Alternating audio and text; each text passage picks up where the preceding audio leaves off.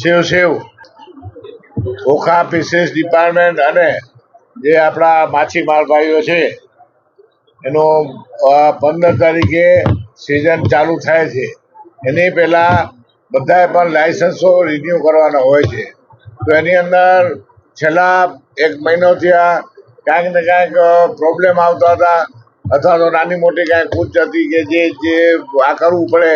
ઘણી વખત કાયદાઓ એની સામે આપણા માછીમાર ભાઈઓને પ્રોબ્લેમ થતા હોય, શોર્ટકટમાં બધી વસ્તુ ન લઈ શકે. પરંતુ આજે આ બધી વાતનો ડિસ્કસ કર્યા પછી ફિશરીઝના ચેરમેન હારે વાત કરેલી છે, મેં કેબિનેટ મંત્રી હારે મેં ચર્ચા કરી છે.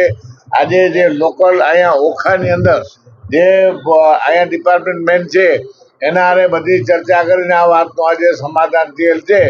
ને જે પ્રશ્ન હતો રિન્યુ કરવાનું એ અત્યારથી ચાલુ થઈ ગયું છે. ખાસ કરીને જે માછીમારો છે ત્યાં ડોક્યુમેન્ટ્સમાં જે કઈ તકલીફ હોય છે ને પોલીસ તેમને આજની વાત છે એ અલગ વાત છે ને આ વાત તમે જે કહો છો એ અલગ વાત છે. જે પોલીસની વાત છે એની અંદર તો હવે જોવું જોશે કે કેમ કે આ ફિશરીઝના જે આ હોળીમાં માછીમાર ભાઈઓની તો સિઝન બગડી છે, પણ બધી વાતાવરણો સાંભળો ત્યારે મને એમ લાગે છે કે પોલીસની સિઝન સુધરી છે અને ટેકાના ભાવ સારા છે.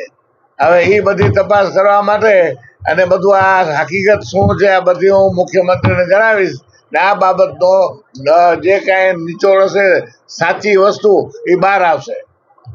આજરોજ ઓખા મત્સ્યોદ્યોગ કચેરી ખાતે માનનીય ધારાસભ્યશ્રી અને માછીમારોને એક રજૂઆત આવેલી હતી કે જે માછીમારોના નવી મત્સ્ય સિઝન જે ચાલુ થાય છે એની પહેલા જે લાયસન્સો પેન્ડિંગ છે એ લાયસન્સો રિન્યુ કરવા બાબતની એક રજૂઆત હતી. જેના અન્વયે આપણે માછીમારોની તમામ રજૂઆતો સાંભળી અને એનું એક નિરાકરણ લાવ્યા છે કે તમામને મત્સ્ય સિઝન પહેલા વહેલામાં વહેલા જે લાયસન્સ રિન્યુ થઈ જાય એવી એક ગાઈડલાઈન છે, એવી સૂચના છે એ આપણે કચેરીના સ્ટાફને પણ આપવામાં આવે છે.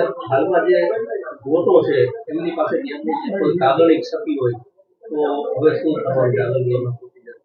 નહીં, આ લાયસન્સની જે રિન્યુઅલની પ્રોસિજર છે એ સંપૂર્ણપણે ઓનલાઈન છે, જેમાં કોઈ માછીમારોએ કચેરીએ આવવાની જરૂર પડતી નથી. એમાં ફક્ત એને ઓનલાઈન જે એનું આઈડી છે એની અંદર એને અરજી કરવાની રહે છે, ફી પણ એને ઓનલાઈન ભરવાની રહે છે અને કચેરી દ્વારા જે એની બોટ છે એની યોગ્ય ચકાસણી કરી અને ત્યારબાદ એને લાયસન્સ છે એ અમે ઓનલાઈન જ એને આપવામાં આવે છે. એટલે આમ કોઈ કાગળિયાની કે કોઈ બીજી અન્ય વિધિમાં કોઈ કાર્યવાહી કરવાની નથી થતી. ફક્ત એને ઓનલાઈન જ પોતાના રિયલગ્રાફ પોર્ટલમાં જઈ અને અરજી કરવાની રહે છે અને અમારે કચેરી દ્વારા એનું યોગ્ય વેરિફિકેશન કરી અને એને લાયસન્સ આપવામાં આવે છે.